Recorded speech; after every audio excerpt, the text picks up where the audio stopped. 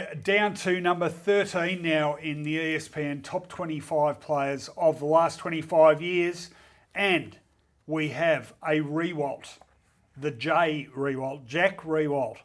347 games for the Richmond Football Club and a massive 798 goals. Quite astonishing when you consider how hard goals are to come by these days compared to previous eras, guys. I guess I'll let you take the lead here because I know you are a massive fan, but just quickly off the top, you got 3 Coleman medals, you got 3 All-Australian, 2 best and fairest as a key forward, 12 times Richmond leading goal kicker, 3 flags. Yeah. The ratings. Well, you've only given him a peak for 14 for peak, which is interesting. I've given him 16. Yep. Might have been a bit harsh on him there, Jake. 8. 8 for accolades. I've gone 8. Longevity, you've gone 8, and I have gone a 9 for Jack Riewoldt. So maybe I don't love him as much as you first thought. I think Jack Riewoldt, and even with the scores I gave, I think when we were doing Boomer Harvey before, and I said, is he the most underrated, underappreciated player of the sort of last 25 years? We kind of said maybe he is. I think there's room for Jack to be in this discussion as well, because I think he's always overshadowed by Nick. But a lot of what he's done stands up quite well against Nick, if not better. And we're not just talking about the 3 premierships.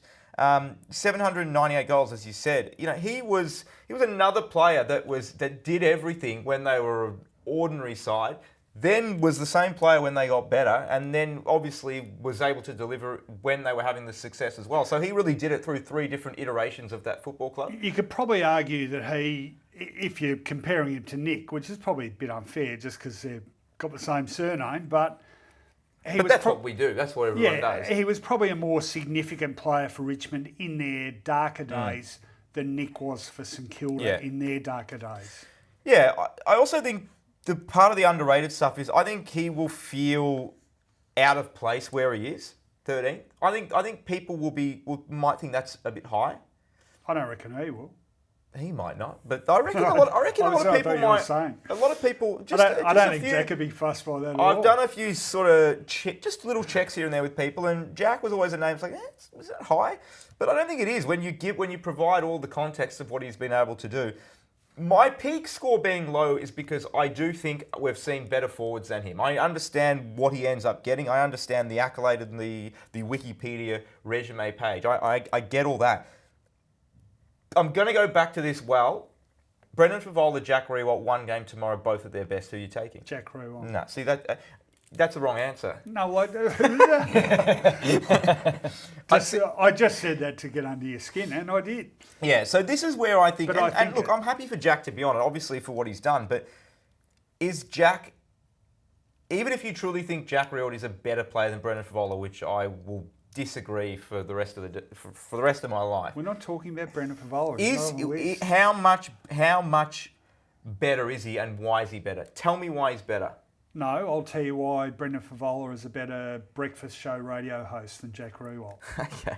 Christian, give us some key stats on Jack Riewoldt. So 3rd most forward 50 possessions of any player. That got 2 guys ahead of him are higher on the list. 3rd most goals since 2000, and again the 2 guys that kick more goals are higher on the list. And 3rd for scoreboard impact, which is sum of goals, behinds, and score assists. So, yeah, you talk about whether he's too high or not. I'm not sure how many other key forwards we've got ahead of him, but this sort of puts him as the 3rd best or 3rd most impactful key forward of the last 25 years. Well, speaking of which, good segue, because coming in at number 12 on our list is another key forward. And this is one of those ones straddling the 2 eras. We're talking about Essendon champion Matthew Lloyd, who played 189 games in the 21st century and kicked 681 goals in the 21st century. So if entire careers were taken into consideration, Lloyd would be, top 5, you reckon, Jake? Maybe not quite 5, but I think top 7. I think you might have said that yourself, didn't you? Top half dozen. Yeah, around that mark, I think. But obviously they're not.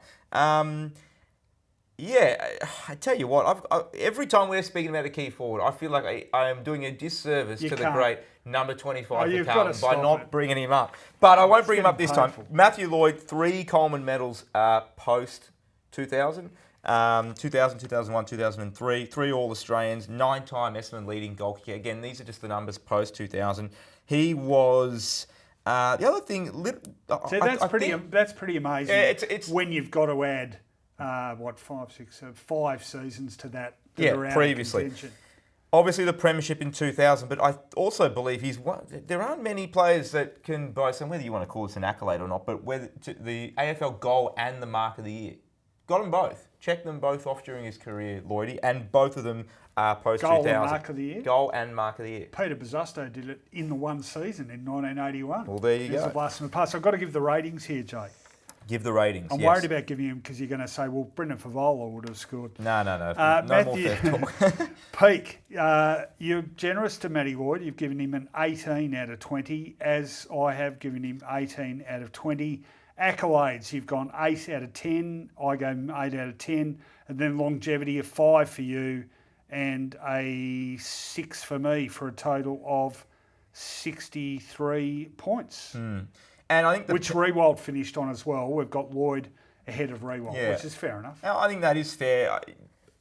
Just purely on their peaks, I think Lloyd's peak was clearly better than Jack Riewoldt's peak. Tell me about Matthew Lloyd in the early 2000s. He was he probably was the premier key forward, and he had a period where he was averaging 4.55 goals a game. Well, you watch some of those games, you think, any game in the 21st century, you think that's modern game, but the goals that he was able to rack up, and no one batted an eyelid. You know, those 7, 8, 9 goal tallies regularly. Great lead, incredibly strong hands. The thing he really built up was his physical body strength. So early on in his career, I wouldn't say he was ragdolled, but he was bustled out of the way a bit. He really worked on that, and he was such a strong contester mark. We're not talking Tony Lockett, but not that far behind in terms of that strength, mobile, and the kicking for goal cannot be underestimated. That's the bread and butter stuff.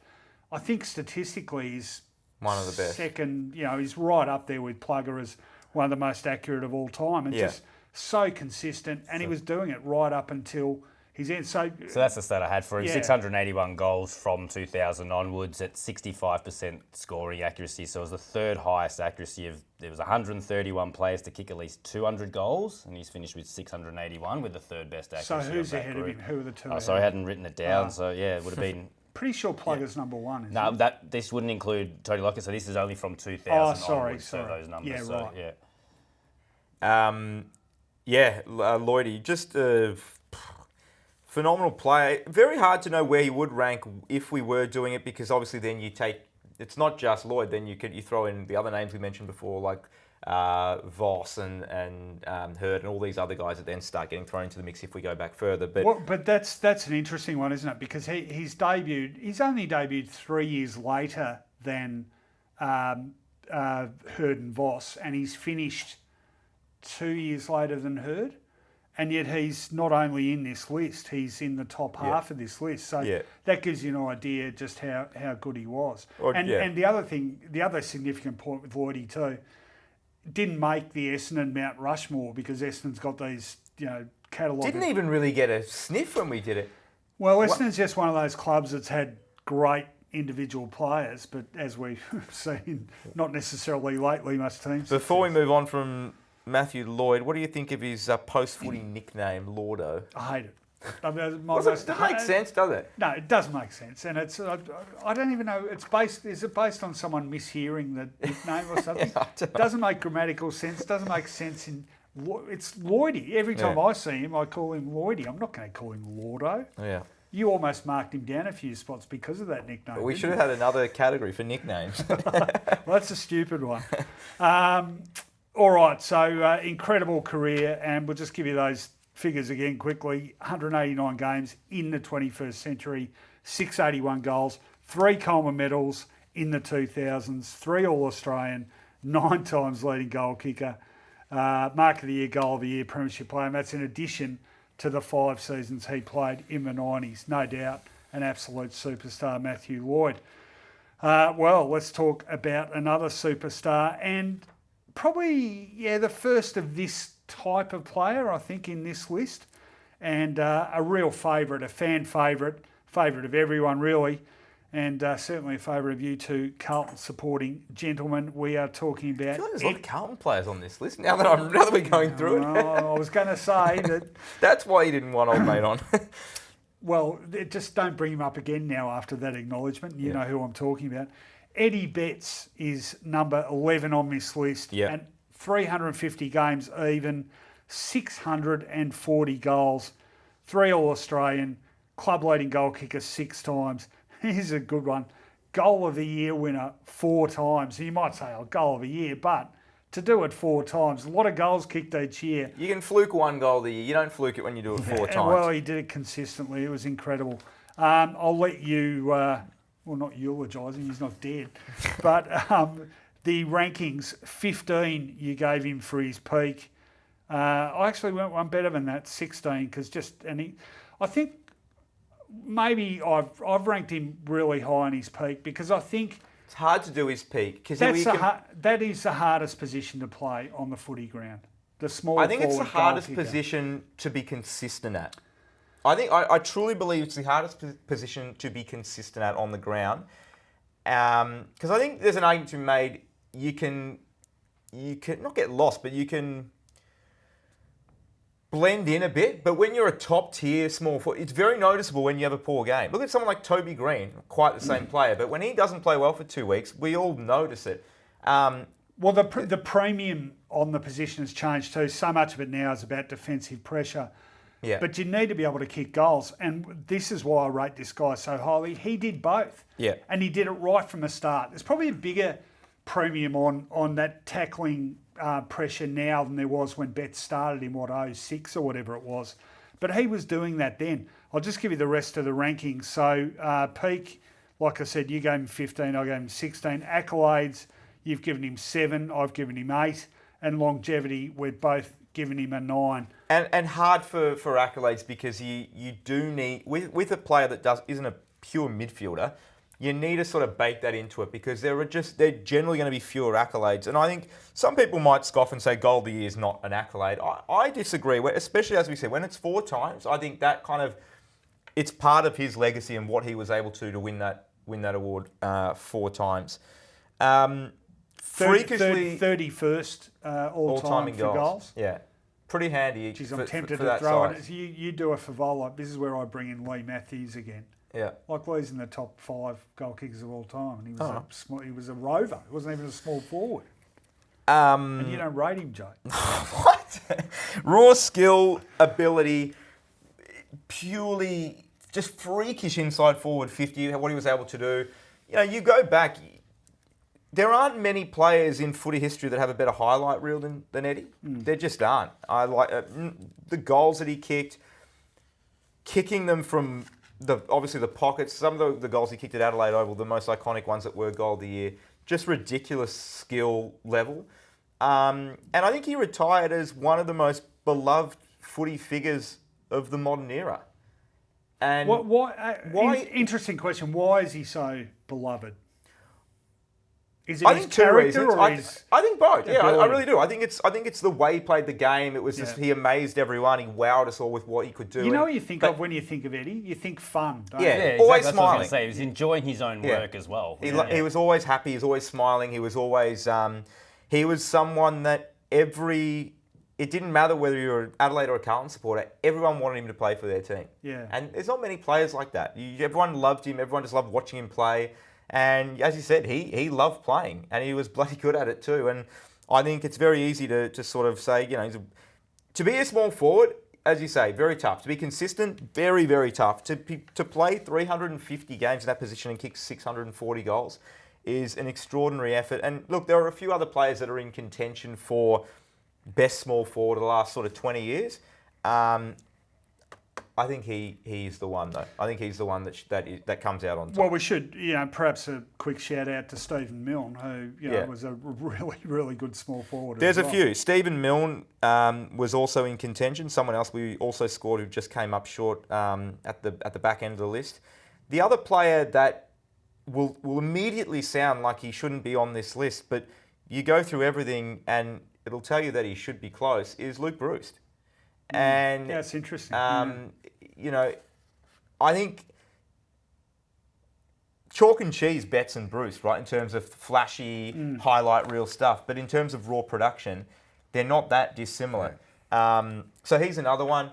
I think, who else did we? Obviously, Riewoldt didn't play enough footy to probably get on, but they're the premier small forwards of the modern era. But yeah, I'm happy with Betts, given the amount he played, the amount of goals he kicked, and his sort of iconic status in the game. I'm happy for him to be up top. Yeah, and he spoke about it. Number one for forward 50 tackles, so obviously was a big part of his game the whole time. So no one's recorded more forward 50 tackles than him. Second most forward 50 crumbs, fourth for overall forward 50 possessions, and kicked the second most goals from acute angles, which is basically hard up against the boundary. So Tom Hawkins kicked 43 goals from boundary or outside boundary, and Eddie Betts at 41 was the second most. So surprised he was only second in that stat. Surprised only that. There's one stat you've forgotten there.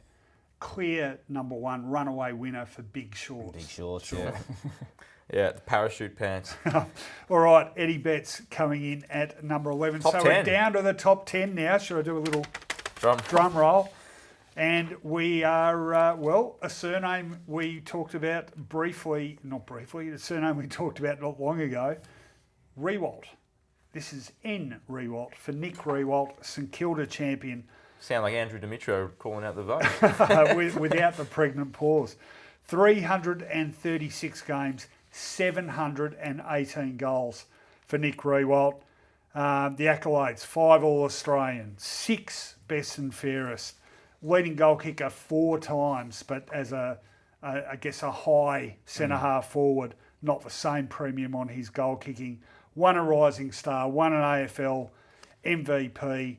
The rankings for Nick Riewoldt, we have 16 for your peak, Jake, and 16 for mine. 8 accolades, both of us give him 8 for accolades, and then longevity, you gave him an 8. I gave him a 9. That is a total of 65, one of 2 players to finish on 65.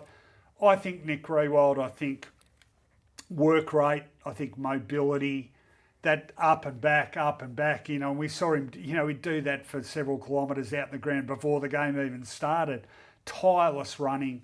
And that, I think, when you're talking about players that sort of revolutionised the game, he's in that category too, because I think he became a beacon for other key forwards coming through who thought he showed what you have to do. That's the sort of work rate I've got to have, and the endurance. So I think he probably as much as anyone has pushed fitness levels among key forwards up. So he's also one of, I think, probably off the top of my head, 2 players to have a stat created just because we couldn't we're watching him play and going, we're not recording enough of this guy. So lead marks didn't exist until Nick Riewoldt had 2 or 3 seasons where he was just dominating in that, and we brought in a lead mark stat. So what's the definition of a lead mark? It's basically beating a from starting at the same point as your defender and taking mark out in front of that person. So you got to have it's not just leading without anyone on you. It's against a defender. But we created the stat for him, and he's still leading with the most lead marks ever taken across the history. So one of just 8 players in history to have played 300 plus games and kicked 700 plus goals. It's pretty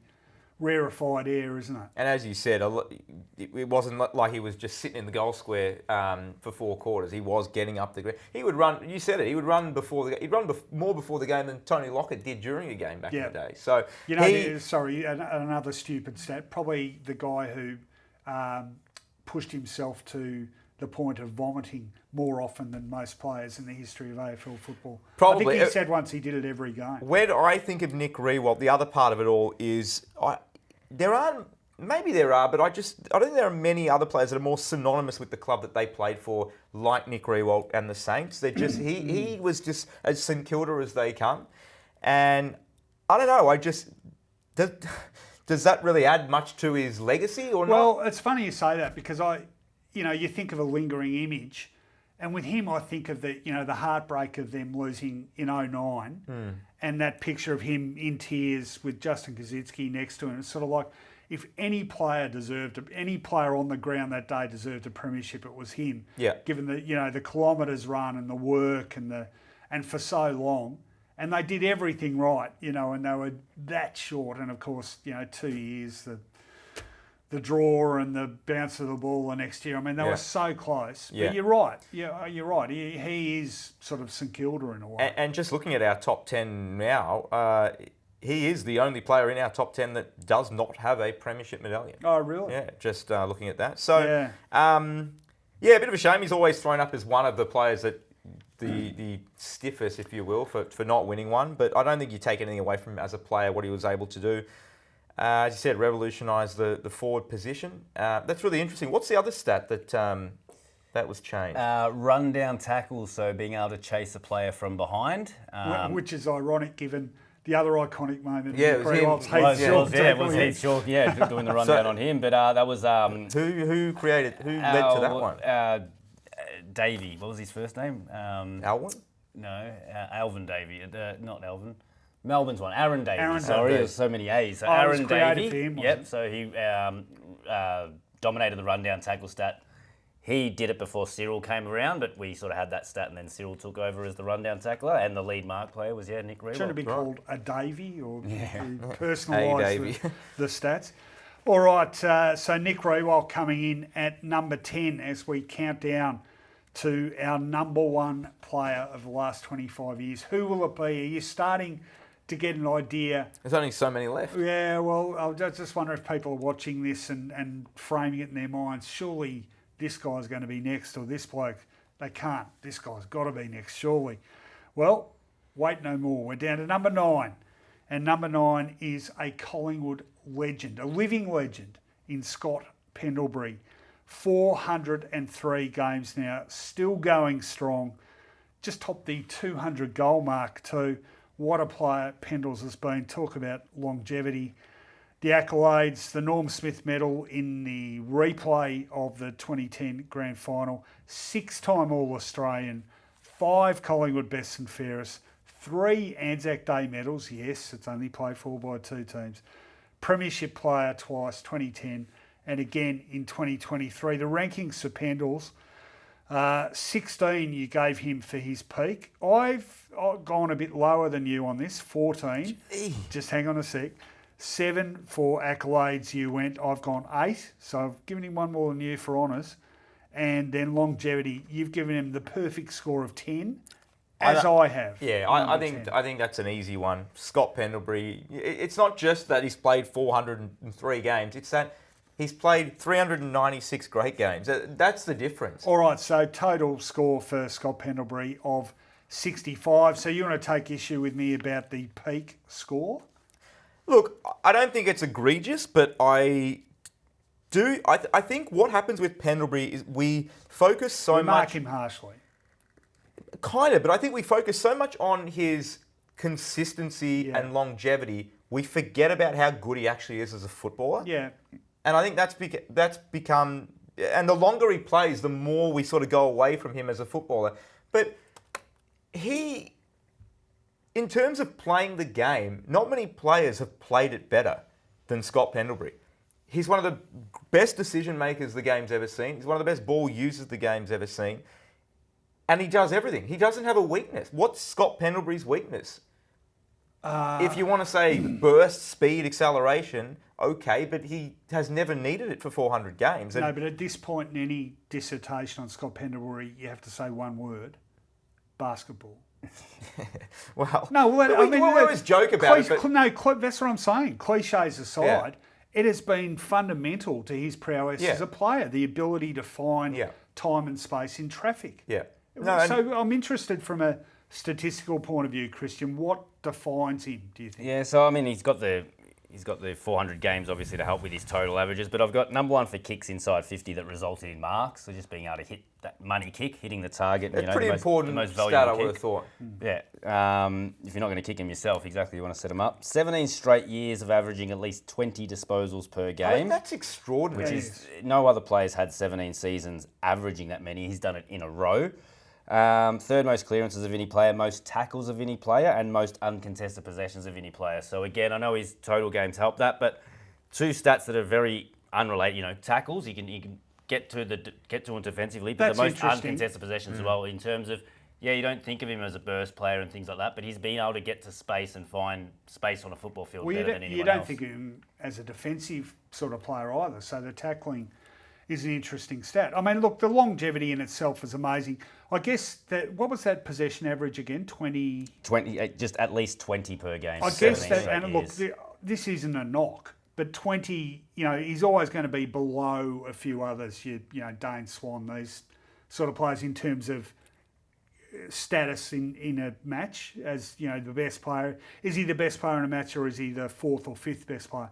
In terms of that consistent appearance in the top six best, every game. Every game. But it's not sort of best on ground. It's impossible not to make that sound like a knock on him, and it's not. I got that stat as well. 112 games where he was in the top 3 ranked player on the field. Wow. So across both teams, only Ablett has more than that. So 128 for Ablett and 112 for Pendlebury.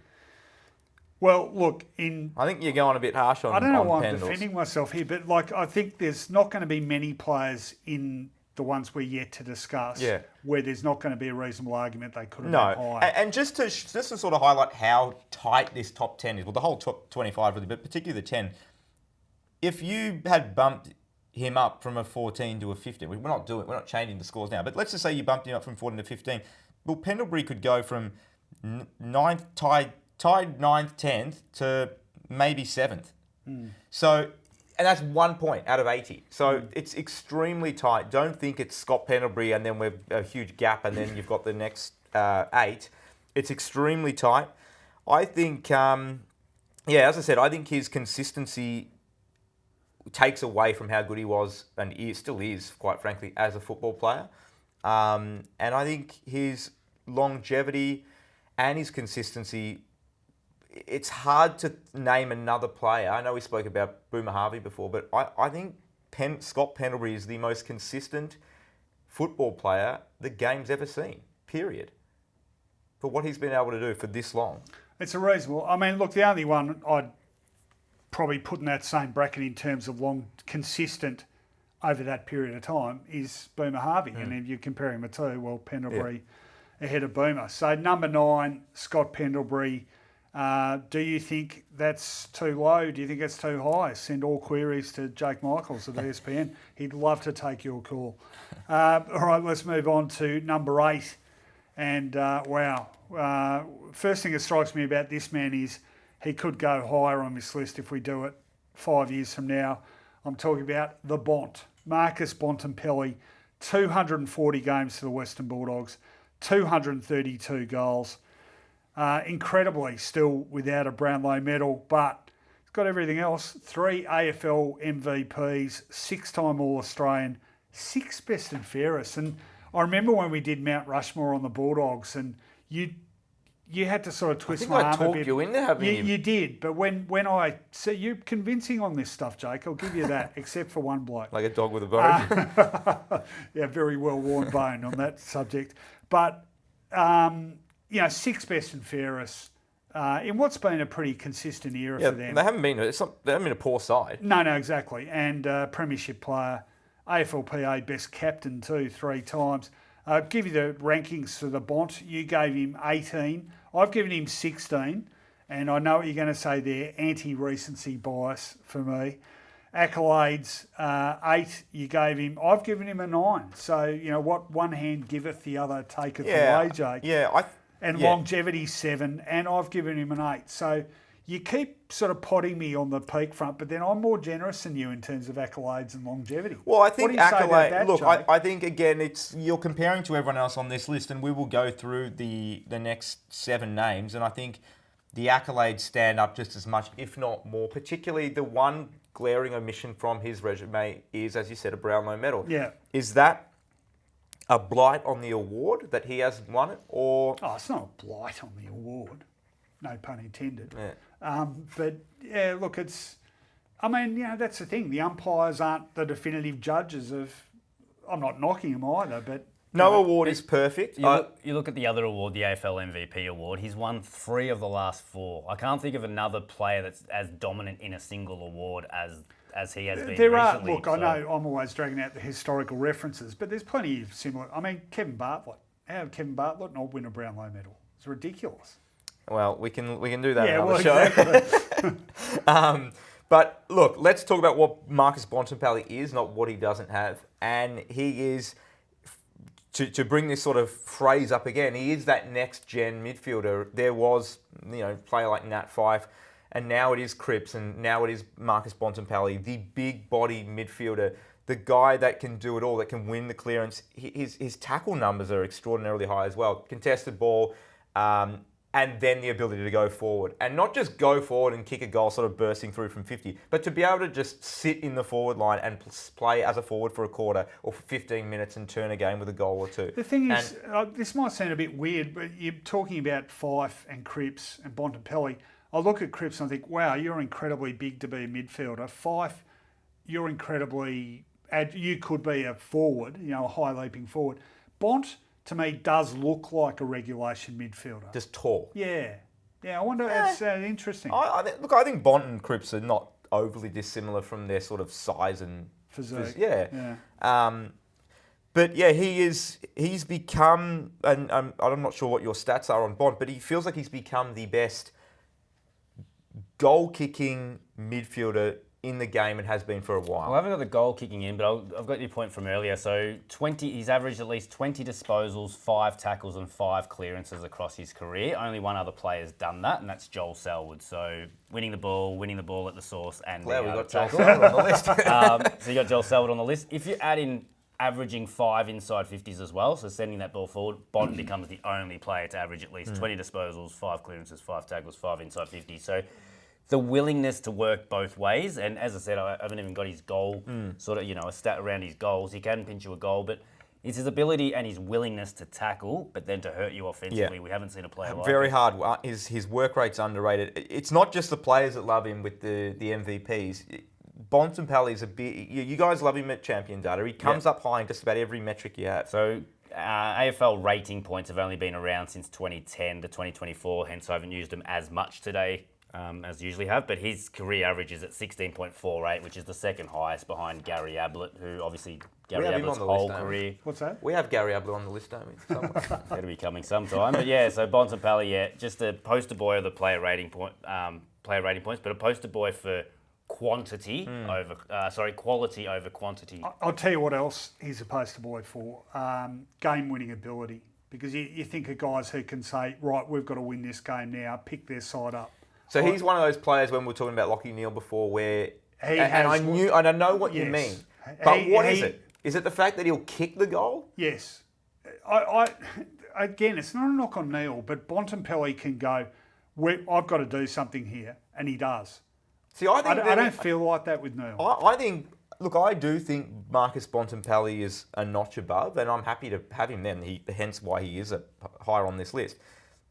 But I don't think it's as black and white as that he can win the game and Neale can't. I think Neale can win the game or put his side in a position to win in different ways. Just as the same way that Simon Black will win a game in a different way to the way Matthew Scarlett would win a game. I think players play differently and they all have different roles. Yeah, no, it's fair skill enough. sets. But I think if I just explosiveness and capacity to take a game by the scruff of the neck, that looms large in my rating of a player. Yeah, and I think to the fact he's played 240 goals and 240 games, 232 goals, basically a goal a game player for his career, does highlight his ability to be able to do that consistently. All right, Marcus Bontempelli at number 8. Well, number 7, I suspect this is going to cause some debate, and I'll very passionately defend this ranking.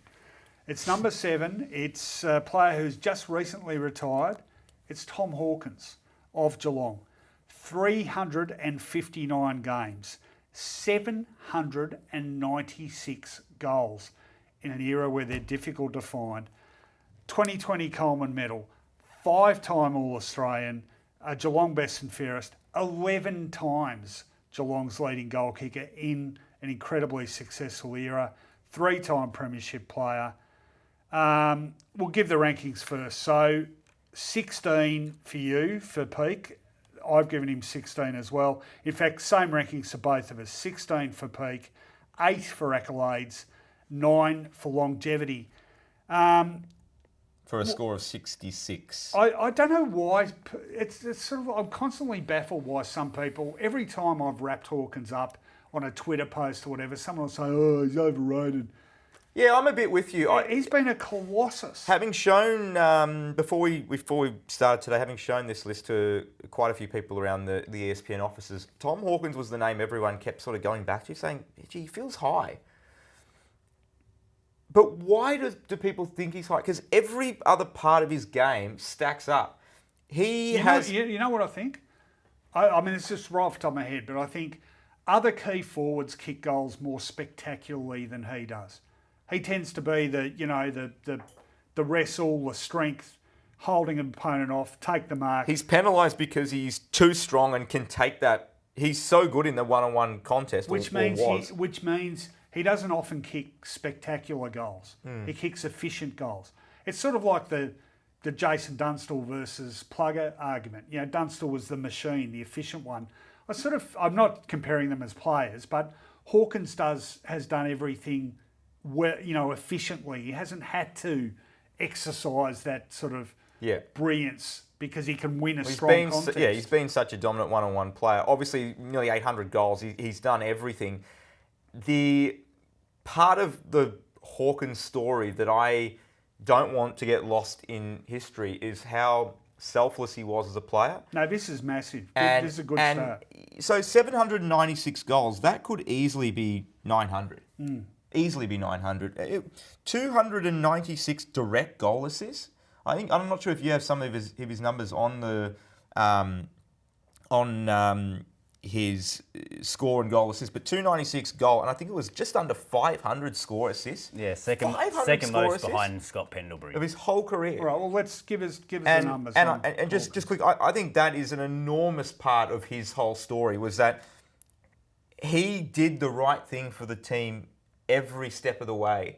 Had he been even 10% more selfish, that 796 number is closer to 900, if not higher. And we don't even debate him at 7. In fact, we say he should be up higher. Well, even 796. I mean, 800 goals. Yeah. I think most people look at that and go, did he kick 800 goals? So what are the... So you talk about his one-on-one work. So no player he took a mark from 28% of his one-on-one contests. That's the best winning rate of top 100 one-on-one players. 143 games with at least 3 or more goals, which is the second most behind Buddy. But as you said, second most score assist behind Pendles, and I think it was the third most goal assist if you just go straight goal assist. I think that's a little bit of... I used to work on the All-Australia team, and I felt like Pendlebury used to come up with this as well in terms of they're just boringly good. They haven't redefined... And probably one of the things I was thinking about when you speak about Tom Hawkins, and someone we just spoke about 3 or 4 rankings before, Nick Riewoldt, where he ran himself to exertion and was vomiting and crying, and that sort of added to his legend. I feel like Tom Hawkins just played the game too basically, that people didn't actually see the actual exertion and the passion that he played with. But I think that's what was good. From what he did in his 10th game, he did all the way through to his 350th game. Just people sort of got a bit bored with that. Which is interesting, isn't it? Because I was just thinking, he debuted in 2007. Everyone sort of talks about the 2011 grand final being the making of him. That's his 5th season. Yeah, it took him he must have been playing some... Yeah, he was a typical key forward. He took a long time. So he's packed, again, on the almost 800 goals. How much great footy has he packed into that, 14 season period after the first 5? And that's the other thing too. The longevity. Durable. 316 games. How many seasons is that? 359 18 games. For a key forward? Was it 359 games? Yeah. 359. Yeah. Sorry, what was the question? Well, it wasn't one, it was a comment. 18 seasons as a key forward, getting buffeted around. But you said it, Christian. Again, this is why he's marked down, because he wins one-on-one contests. So the ball gets kicked up, he's, strength outbustles his opponent, takes the mark. That's not something you're going to rewind and watch again on your thing. But there's a skill in doing that, and every player would love to be able to do it. To prove the point about he was a just consistent machine, we got used to it. From 2012 to 2023, every year he kicked 45 goals. Yeah. And 45 goals may not sound like much 40 years ago, but 45 goals every single season. There wasn't one where he got injured and missed time. There wasn't one where he just was out of form. 45 goals out of him every year for 12 straight seasons. Super consistent. Maybe the most consistent key forward of the era. Maybe. Yeah, I'd almost say yes. Yeah. And probably different to some of the others too Yeah. in that playing a bit further up the ground. Mm. I mean, you talk about, like, he could cover territory too. Like, it's not like, we don't think of him as being a super agile, Yeah. athletic key forward, but he wasn't. He was far from immobile too, you know. Like, so we judge him probably a bit harshly on that score. It's an incredible legacy. And again, I just look at the goal tally, 796, and it's just, Pretty good. it's phenomenal in an era where, you know, 60-something goals will win you a Coleman medal. This guy's kicked nearly 800. Fantastic player, Tomahawk, and also gratuitous compliment, but one of the nicest guys. Probably, Christian, if you were doing a top 10 good blokes of the top last 25 years, I think Tom Hawkins is going to definitely be in that list. All right, let's move on to number 6. We're getting towards the pointy end now.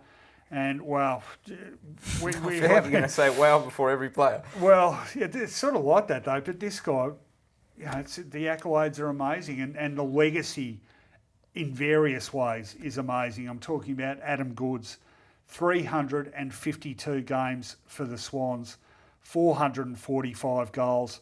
Just that one season in the 20th century, 1999. So, what, 90%, 95% of his career played in the 2000s. And he was one that, you know, to play for so long in the 2000s and to, if we had have had that cut-off that you must have debuted post-2000,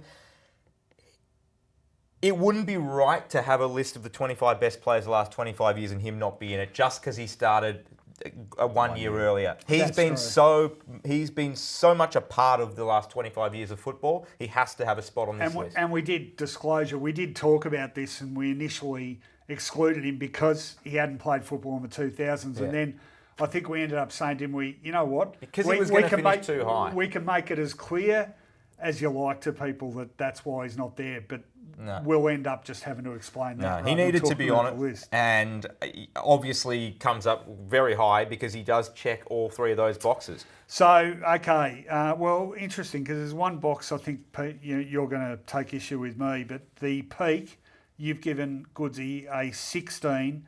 I've only got him with 14. Yeah, I do think that's low. I think you've lowballed him on the peak there. Accolades, it's interesting, that's the one area where the most discrepancy between us is, I think. Yeah, well, it is the one where we've... It's more subjective, I guess, isn't it? Yeah. Subjective, but also it's out of 20 as opposed to 10, so... Yeah, and I just like fighting with you. Accolades, 9 for both of us, and then longevity, 10 for you, and 9 for me. I only had one 10 for longevity, and that was Pendles, but Goodsy coming in with a 9. That is a total score of 67, which puts him 1 point above Hawkins and Bontempelli and 2 points below the next on the list. So what do you say about Goodsy? The word that springs to mind when I think about Adam Goodes is versatile. He could play anywhere, and we say that about like some players today, like, oh, you can put him anywhere. Yes, you can do that with players, but how many players can you put anywhere on the ground and they're not just going to be match winners, they're going to be all-Australian in that position. 4 different positions. Now, admittedly, one of them was on the interchange, but he was named an all-Australian as a ruckman, on the interchange, on the wing, and forward pocket. 4 different positions as an all-Australian. And he was doing that from very early in his career too. So, pretty remarkable. Yeah, you obviously talk about the 2 Brownlows. He's one of those 6 players in the last 25 years to be a dual Brownlow medalist and a dual premiership player. Not many of those. Not many people. How many players in football, forget the last 25 years, go right back to the beginning of time, can sit back and on their mantle have 2 Brownlow medals and 2 premiership medallions? Like there's not many. Stewart, there's not Dick Reynolds. There's not many players that that have that. And he go for a couple. There's a few, but not many. Not many. He's in the company goods. He's won just about everything, and obviously the longevity as well. Did it for so long, and look, I think the way in which he exited the game was obviously tragic and sad, which how it happened because of how great he was as a player. You know, and not that if you're a lesser player you should be subject to that, but because he didn't get to be celebrated the way he should have been, and that to me is tragic. And obviously it's very separate, but you'll start to notice a theme with the players. Either at the top end of this list, there's a few players that probably didn't quite get the send-off you would have hoped, given how great they were as players. But Goodsy was obviously a very different situation. But in terms of a player, he was a match winner all over the ground. Like, he was someone he could do any job. I remember there was a game where he played on Chris Judd in I don't think it was a grand final. It might have been a qualifying final, and just played on Judd. They went head to head and just blanketed him, and either 05 or 06. He was a phenomenally good footballer and just could do everything well. So I was a little surprised you went a little low on the 14 with Goods, but yeah, I guess I feel like with Goods, his big moments tended to be not cameos, but to me, Goods was more of a moments player than a length of the game player. And that's in no way a knock on him. And I'll give you a good example, one of the most important examples, the 2012 grand final, where, you know, he actually tore the medial ligament in his knee on one leg, kicked the goal, which effectively won them the game. But that ability to pop up at particular moments. So no knock on him. Must have popped up all. at a few moments to win 2 Brownlows. Stop it. But the versatility is interesting too. You think of images that come into your head. And I can remember turning on my TV early in the morning on grand final day, I think it was 97, and watching him. I think he kicked 6 for, was it Bendigo Pioneers, or Ballarat, sorry, apologies to whoever it wasn't. But seeing him in that game, thinking, wow, this guy's tall and he's mobile. So the same stuff you're thinking watching him as an 18-year-old as watching him, you know, how many years later when it was all over. What defines Goods? So versatility, I've gone with this one. So again, trying to best way to sort of say this verbally, but I've gone with the minimum of 500 hitouts, 500 clearances, 200 goals, and 100 score assists. He's the only person to reach all 4 of those figures. So it's 500, 500, 200, 100. He had 1,197 hitouts. So twice as many hitouts as that sort of cut-off I've used. 902 clearances. He's doubling all of them. 464 goals and 330 score assists. So I drop, you halve or go, cut them by thirds, and people still don't sort of put those numbers together. And that just tells me he is one of the most unique players of all time.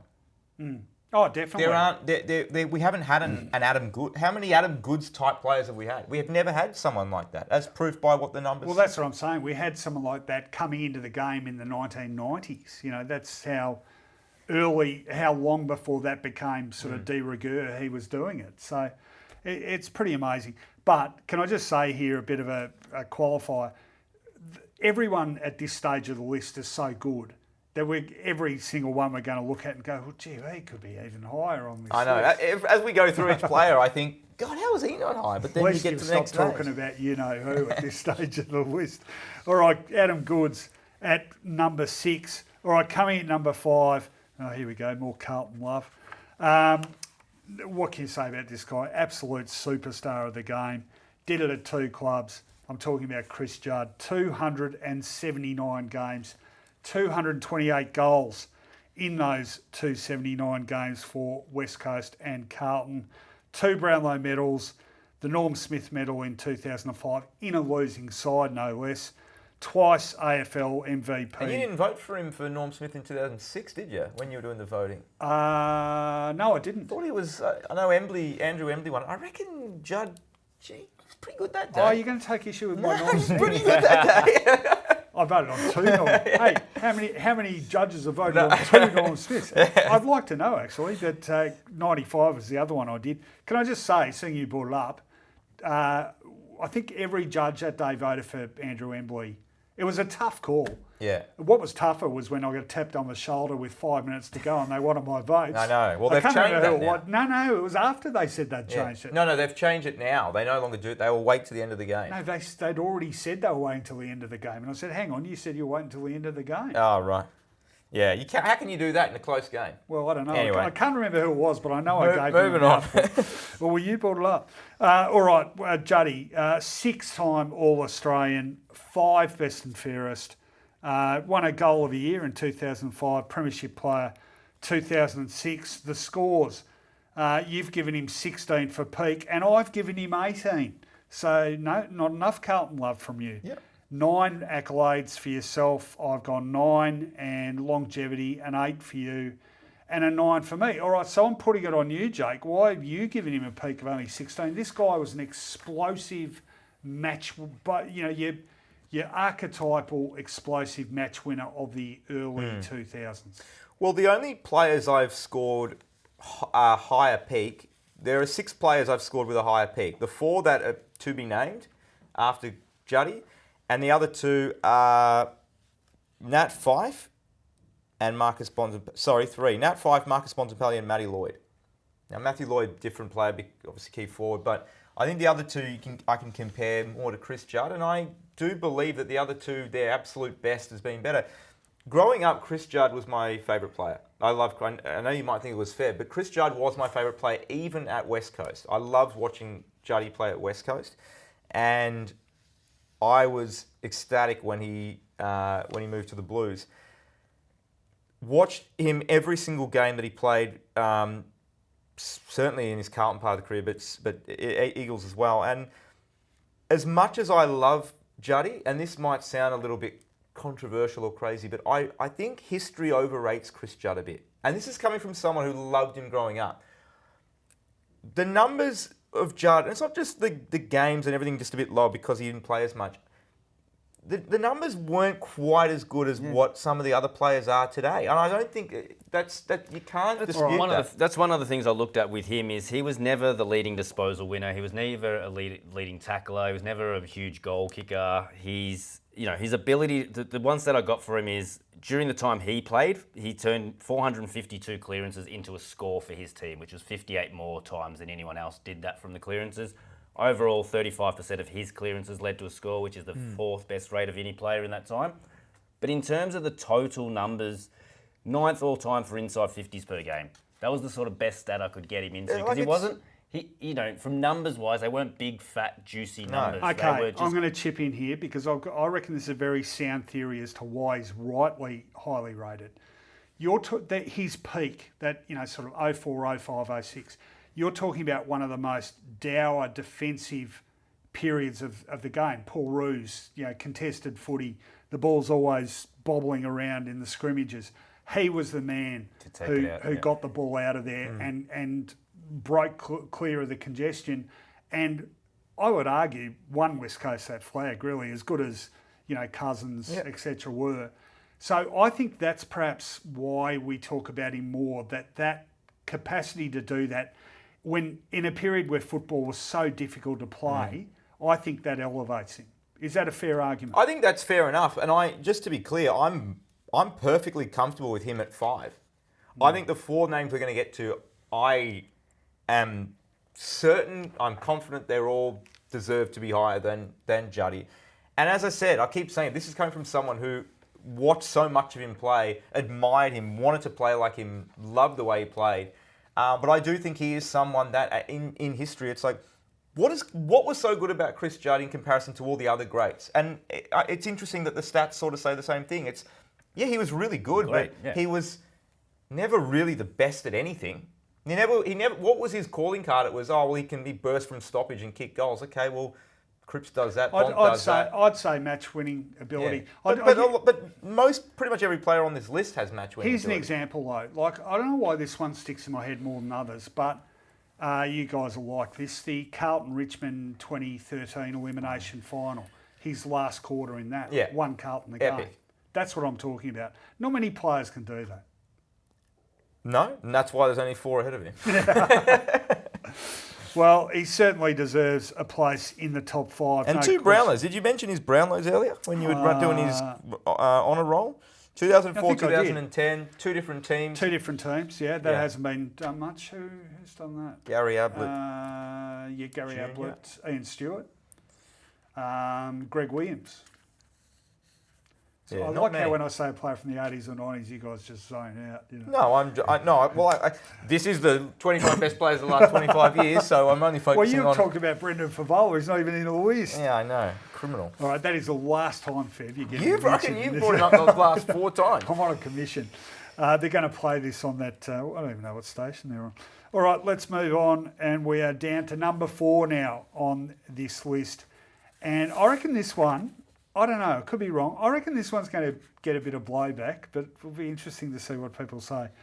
Number 4, Patrick Dangerfield, 337 games with Adelaide and Geelong, 335 goals. You've got a Brownlow medal in 2016. You've got an AFL MVP the same year. You've got 8 All-Australian gongs, which I'm pretty sure is the equal most of anyone. You've got 4 club bests and fairest. I think Adelaide's 1 and 2 and 2. I think the breakup. 2. How many best and fairest you got? Sorry, my laptop 4. just died. Doesn't matter. It's okay. 4, yeah. Premiership player in 2022. Let's give the scores here. So, peak. Jake, you've given him the maximum peak, 20 out of 20. And I've given him 16. So, Paddy. That could be our biggest differential I think thus it is. far. I think it is. Accolades, you've got him for 9. I've got him for 8. Longevity, we've both given him a 9. That is easily the biggest discrepancy in any of these categories. 20 for you, 16 for me. Yeah. All right, well, state your argument. Why is he worth a 20? I think Patrick Dangerfield's best. Let's just start with this. People don't like Patrick Dangerfield. I don't know why. Well, I do. I'm not saying you. No, but I mean... But I think the reason you said off the top, and I don't disagree, people will have a problem with his ranking on this list being at 4. Why do you think they don't like him? I don't know why. Oh, it's obvious why. Oh, people don't like him because he's outspoken, because... But is he really that outspoken? He's intelligent, he likes a laugh. People, I think, misread that as being, he's up himself. He's also pretty outspoken on some social issues too, which I think people resent. People, in a social media space he inhabits, less so now, but he has been quite outspoken, I think, in a progressive sense. Some people don't like that. Well, let's talk about his peak, and I'll tell you why I've given him a score of the maximum score, because I really do think his peak is as good as anyone we've seen in the last 25 years. So let's call his peak 2016-2017. That's 45-ish games. Yeah. It's more actually. It's 48. He played 48 games between 2016 and 2017 after moving to the Cats, and he took his game to a ridiculous level. So in that time, he polled 68 Brownlow votes across 2 seasons.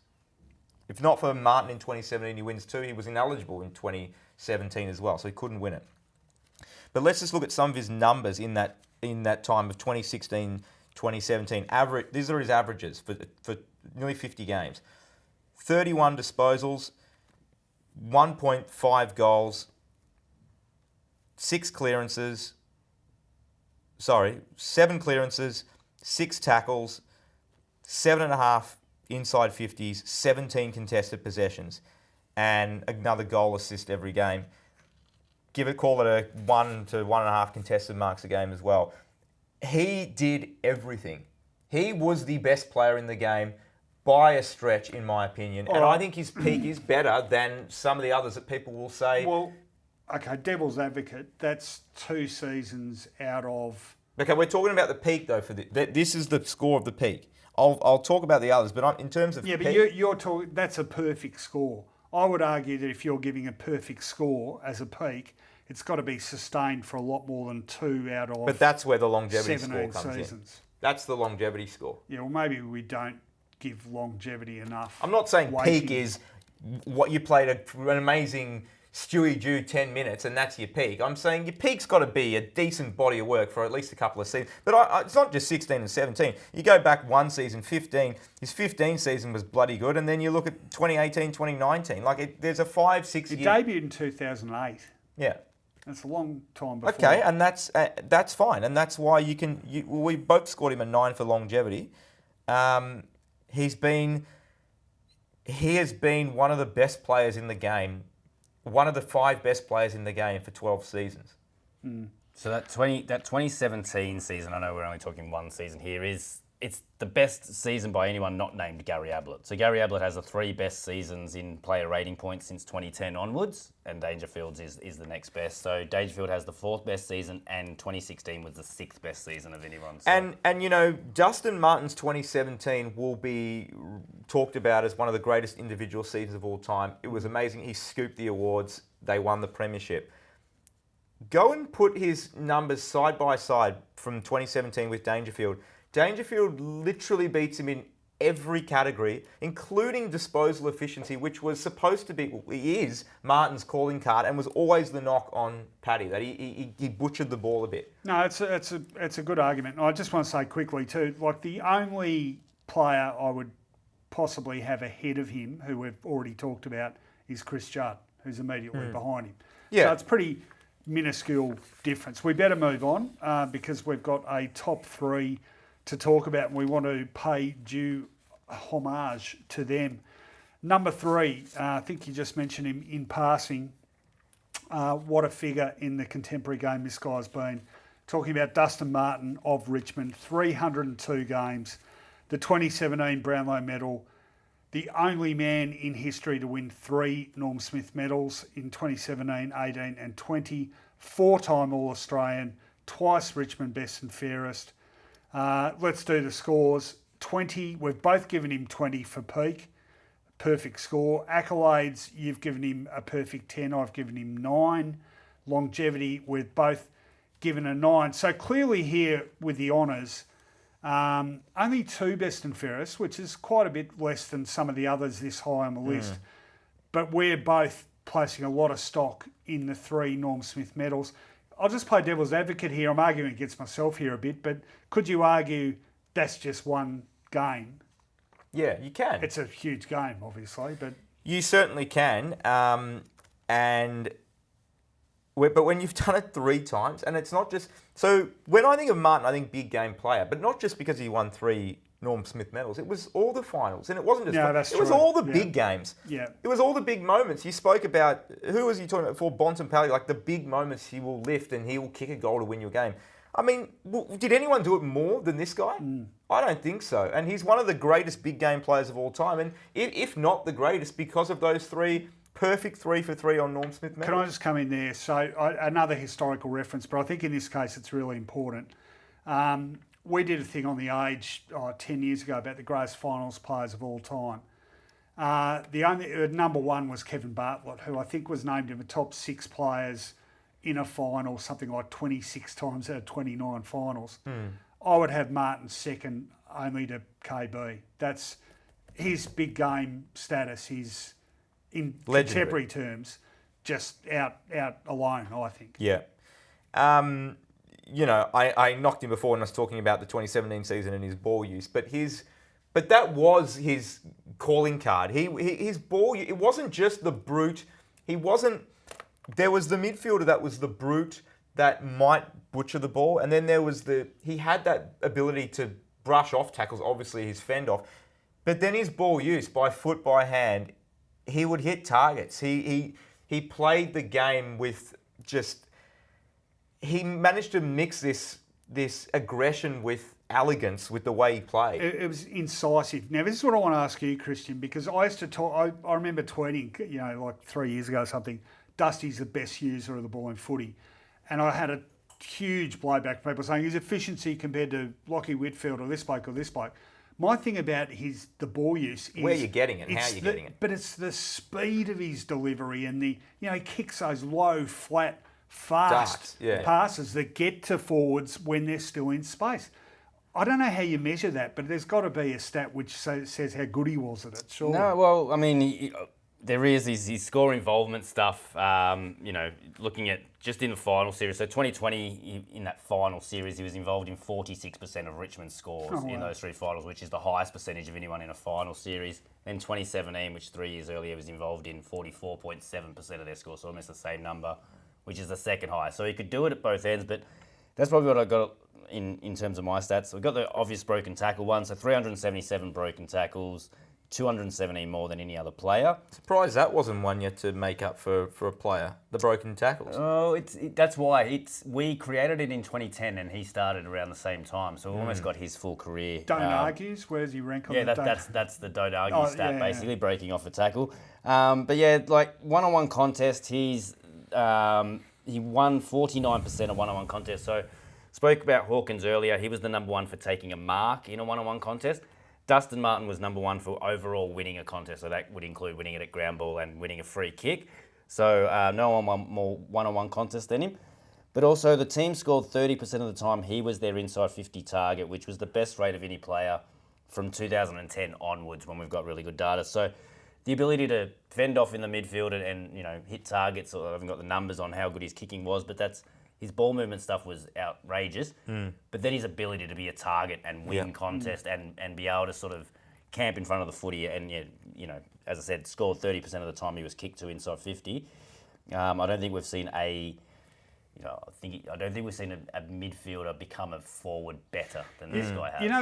I love the aesthetics of Dusty. You touched on it, but I love the fact that he looks, the tats and the crew cut, he looks so tough, and yet he was so beautiful to watch as a footballer. Yeah, and that's where I think we kind of get confused with who he was and how he played the game. Favourite memory of him is, and probably sums up, it wasn't just the big game, it was the big moments, seizing the key moments. 2020 grand final against Geelong, right on half time, down by 3 goals or something, the Tigers, and just keeps him in touch with just seizing the moments and knowing when to step up. And obviously, you can say this about a lot of players on this list, just about all of them, but he did it as well as any. And I tell you what, there was a period. The other part that's underrated with him is his accuracy in front of goal. He would get the ball streaming in from anywhere inside 50. He's kicking this. He's not missing this. The other thing about him, like just by the by, but a really fair player too. Like I can't remember Dusty getting involved in a real bit of aggro on the field. He just very even coolness, even kind of to your point. You look at him and you think, maybe he'd be a bit of a hothead, but no, he was a pretty calm sort of personality, and one of the most iconic. And I truly think he became one of the most loved players in football. Like I don't think he was just a Richmond player. I think everyone loved him. The longer he played, I think he got to a point where you had to admire how good he was as a footballer. And I think not the tide turned because everyone knew how good he was, but I think his sort of acceptance by the public as one of the all-time greats sort of coincided with Richmond coming good as a force, didn't it? And hardly coincidental.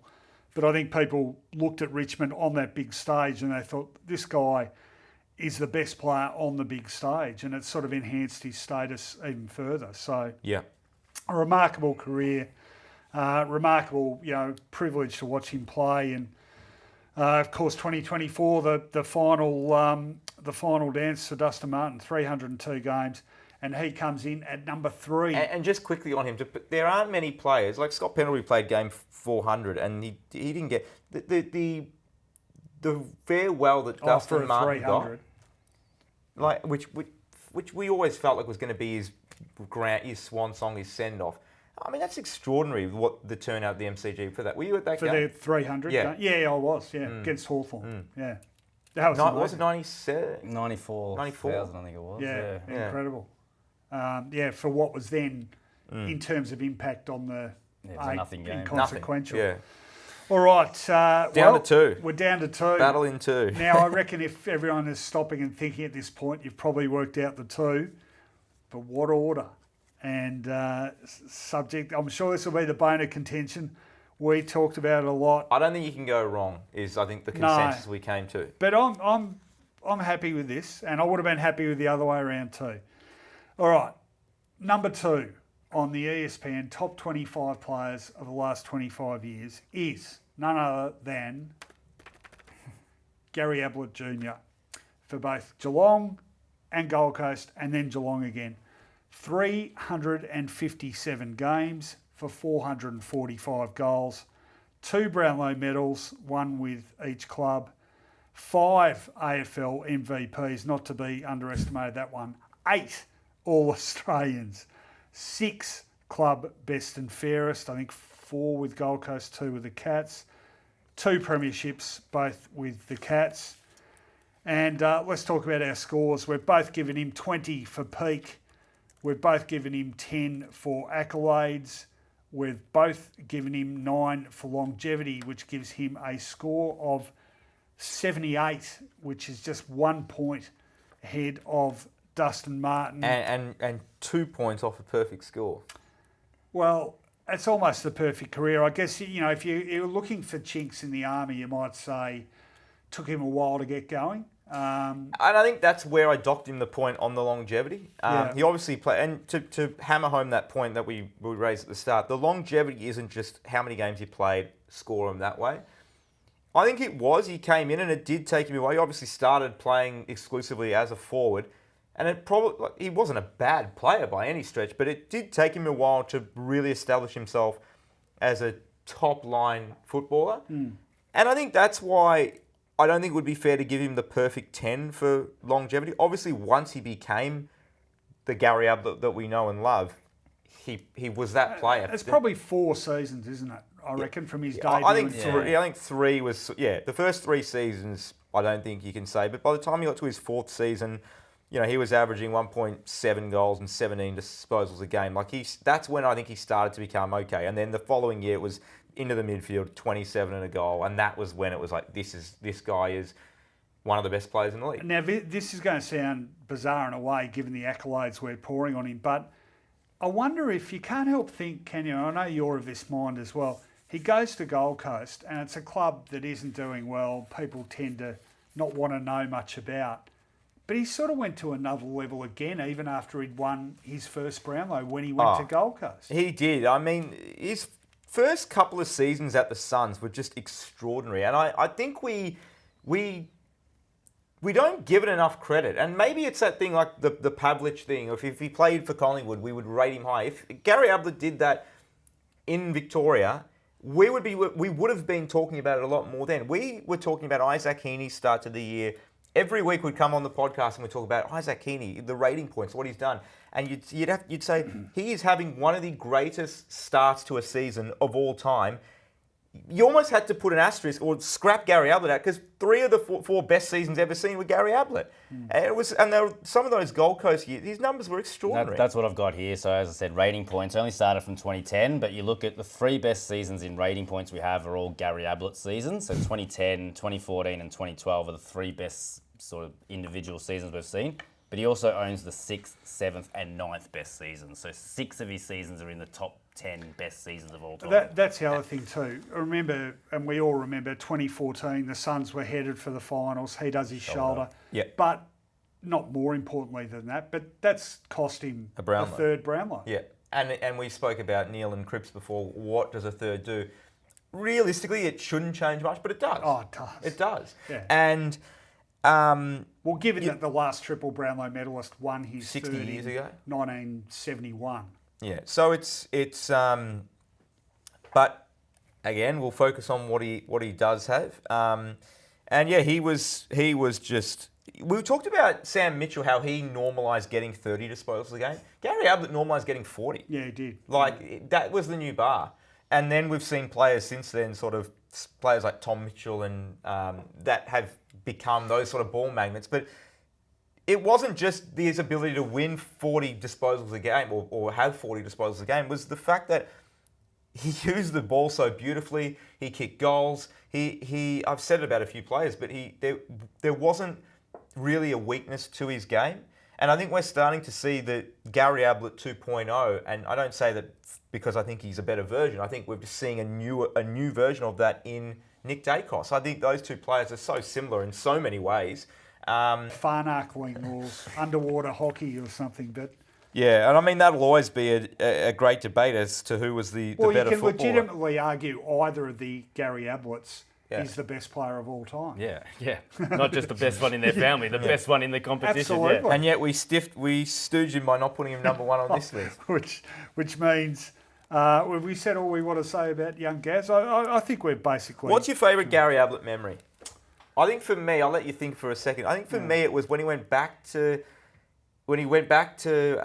Geelong. Playing for the Suns, and he kicked. Remember that goal he kicked from the boundary, and everyone just stood up, and the whole stadium just stood up and applauded. And it was like the respect for this guy playing in. Let's be honest, a friggin' ordinary side, Gold Coast at the beginning. They were getting pumped every week, and he was just like it was 40-2 just about every game or thereabouts, and. The goals he kicked, but that one in particular really stands out to me, and I remember that in the way in which the crowd embraced him. There was no hatred or love lost the fact that he'd left them for the Suns. It's interesting. He did it so often, did the sublime so often that they tend not to stand out for me. But the one I thought of then was probably a goal he kicked in the first quarter of ironically, the absolute belting of Port Adelaide in the 07 Grand Final. But it was just he stripped the ball over the centre, ran in, booted it, it's sort of like they're not losing today. Yeah. He's going to play a blinder, and he did. And he was another one like Martin, where any time they had the ball inside forward 50, it was like it's going through. They're just not missing. Yeah. Well, there you go. Number 2 on our list is the great Gary Ablett Jr., which leaves one player. Have you worked out who it is? It's not Brendan Favola. Number 1. I'm not going to do a little faux drum roll again, but it's a pretty big honour. It is Lance Buddy Franklin of Hawthorn and of Sydney. 354 games, 1,066 goals, 4 Coleman medals, 2008, 11, 14 and 17. 8-time All-Australian, equal most of any player. Hawthorn Best and Fairest winner, 2008. A 13-time club leading goal kicker, I think 6 with Hawthorn, 7 with the Swans from memory. AFL Goal of the Year winner twice, and a 2-time Premiership player, 2008, 2013 with the Hawks. Our scores, we've both gone a peak of 20 for Buddy. Accolades, we've both gone 9, and longevity, we have both gone 10 for those 354 games. All right, you can start. What do you even say? What do you say? I mean, you just run the highlight reel. You can, and we spoke about Betts with the highlight reel. Betts has a great highlight reel. Buddy's got him covered. Yeah. And Buddy has just about everyone that's ever played the game covered when it comes to highlight reel. Agree. He was an extraordinary footballer. His ability to kick goals in ways that you could never imagine goals to be kicked. And the fact that he tallied 1,000 goals and he never really was a dominant one-on-one player in terms of a marking contest. He wasn't a contested He wasn't. No. So it's not like he wasn't Tom Hawkins, but was able to do it at ground level as well. He never relied on that. So many of his goals, I don't know if you have a breakdown or what it would be roughly off the top of your head, but the amount of goals he kicked from general play, and that's why we got so many great Buddy moments, because he could do it in so many ways. And what about for a guy that height to have that athletic prowess? Yeah. And I mean, speaking of great moments, and I was fortunate to be privy to 2 of them, the famous runs around the MCG ring, leaving Cale Hooker. I was doing the boundary that night for 3AW, and it was like instant replay, and he did it twice. I mean, you made a comment, Jake, I think you might have written it, and I was thinking about it, and I think you're right. It's, to me, like absolute greatness, the capacity to do stuff that physically other guys couldn't do. There's only one other player in the history of the game who I think of in that regard, and that's, we just mentioned Gary Ablett Sr. And that's why I rate Gary Ablett Sr. to me the best player I've seen. I think about Buddy the same way, and I haven't sort of really thought it through, but if I'm doing so now on that basis, he'd be close to number 2 on my list. And to that point, I think we've spoken about Tom Hawkins, Nick Riewoldt, Jack Riewoldt, Matthew Pavlich, Josh Kennedy, Jeremy Cameron, some of the great forwards of the modern era. None of them can do what he can do. Not close. None of them have that buddy ability, the way he played and the way he could kick goals. And I guess the part of his legacy might well be, and it may add to it as the years progress, because that might be the last 1,000-goal player we see. Oh, I think more than likely. And that does add to look back and say, well, the game changed so much. It's so much harder to kick goals, as it were. For him to be the last to do it, I think that only boosts his legacy as the years we go past. Well, we'll get some numbers from you, Christian. You have a look at the Coleman medalists and their goal tallies. What stands out like a sore thumb is his 100-plus goals in 2008. Yeah. No one since then has even got remotely near that figure. So what are his defining stats? Yeah, so I've gone, it's not even a stat one, this one, but I noticed from 2007 to 2014, so 8 years in that time, he was top 4 in the goal kicking in all 8 of those seasons. So no other player has done that more than, I think it was 4 times in a row, finished top 4 times in a row. He did it 8 times in a row.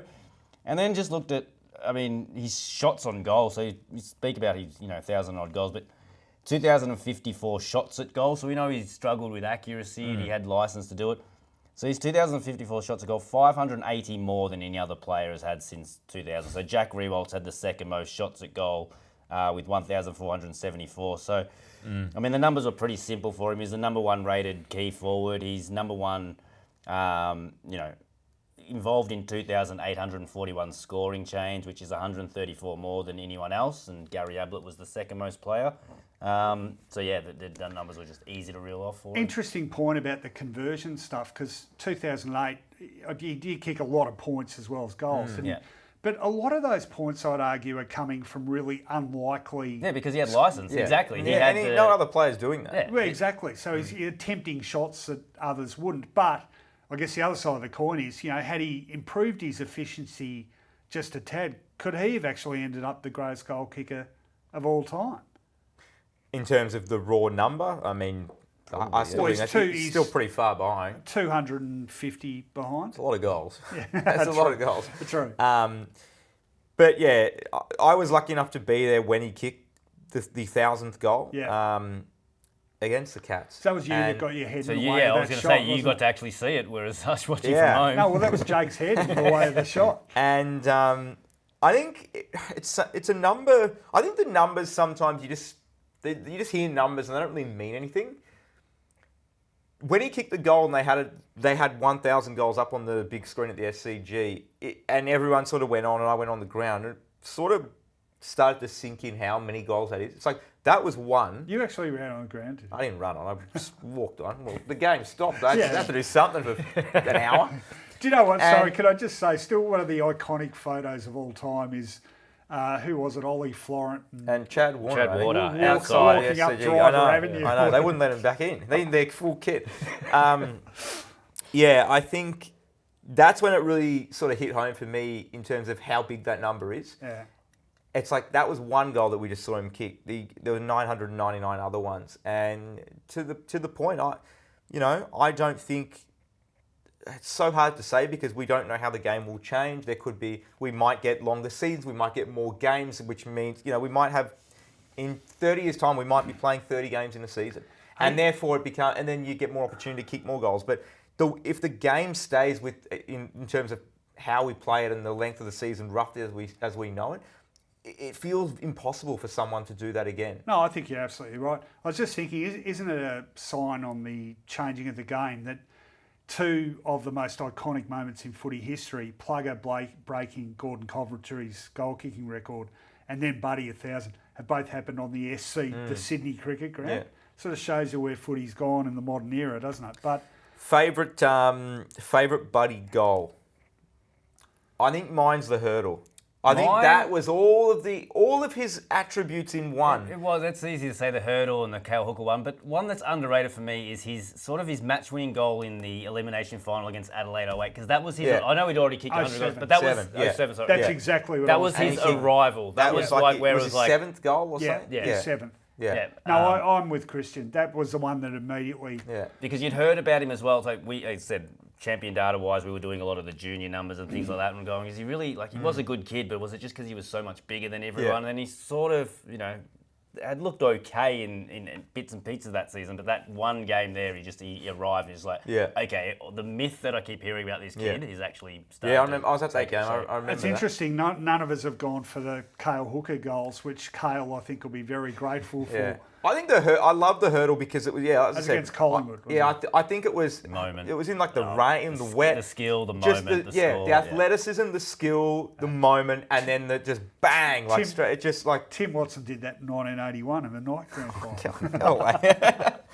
No, but look, I mean, it's ultimately for me, and it shouldn't just be about aesthetics, but I really can't think of another player of the 2000s who I'd rather watch play footy than Buddy Franklin. Even, Dustin Martin for me as high as anyone, but this guy, he's just capable of anything, really. Yeah, he was, and that's why he's number one. Look, Gary Ablett, I think it's so hard. I think we might have skipped it before, but they both tied on 78 out of 80 points for the way we ranked it. Correct. So no, that's not unimportant. They've tied on 78 points. In the end, we as a countback method, we went with gut feel. And I think I've probably just explained why, isn't it? Yeah, look, I think who are you going to pay more to go and see? Probably Buddy. Yeah. But gun to my head, who's the better player? Oh, it's so hard. I think. Don't say it. I can't. I don't know. It's so hard. I was very much wanting to raise the possibility of having a tie first and then go straight to Martin at third. I think that's a cop-out. It is a cop-out. We can't do it. I think they're both so great. Because they're different, play different positions, I think it makes it even harder to judge who's better. You want one of those things like the high jump in the Olympics where you say, share Buddy, the goal. do you want to share the... I would do that. I'm a nice guy. Buddy, You're selfish. Buddy'd say, bugger off. I'm on my own. But I think in all seriousness, you can't go wrong with those two. They are the two greatest players of the last 25 years. I don't think anyone will fight us on that. It's just a matter of which way you order it. Don't think you can go wrong, though. Well, there you go. There is the ESPN Footy Podcast, top 25 players of the last 25 years. Well done, Jake, for coming up with this concept. And thanks for doing it with me, guys. It's been a lot of fun. Obviously, a lot of work. It's been great fun. And thank you, Christian, for really valuable statistical input. Can I just ask you one final one, and it is the number of times Brendan Favola was name-checked in this podcast in which he wasn't able to participate. He got more mentions than anyone else. Yeah, I think it was more than 25. So it's no look. Any one stat to you that sticks out? No, again, the goods one for me. I couldn't quite. It was hard to sort of say, but using such low sort of thresholds, and him just to double and triple those thresholds was just he was one of the easiest ones. And everyone in that top 10 has a quality that makes them so unique, not just in the last 25 years, but go right back to the beginning of football. They are all unique players, and they all have a certain skill set in their own right. Is that your big takeaway from this exercise? My big takeaway, I probably haven't thought too much about a takeaway. I think I've always said the majority of the list, midfielders and key forwards, and people will say, you need more ruckmen, you need more key defenders, you need running defenders, you need wing play. I think it's clearly midfielders and key forwards that win your games of football. I'll tell you what, my key takeaway, and I'm not joking here, is that I've tended to think about 2000s football as, it's the new era. Long time ago now. Well, we're a quarter of the way through the first century of the 21st century. It's so an exercise like this, I think, is a really valuable thing to do. Yeah. I just have very long odds indeed of me being around to do the best 50 of the first 50 years of. You guys might be a chance, but not me. I hope I'm a chance. I don't think I am. Anyway, look, it's been great fun. Thanks, guys. Thank you for your viewing and for keeping on board with us. As I said, any complaints, send them to Jake Michaels and Fev. Check, please. We'll be expecting it for all that name checking. And stay on ESPN, everyone, for all great sporting content. We'll catch you again soon.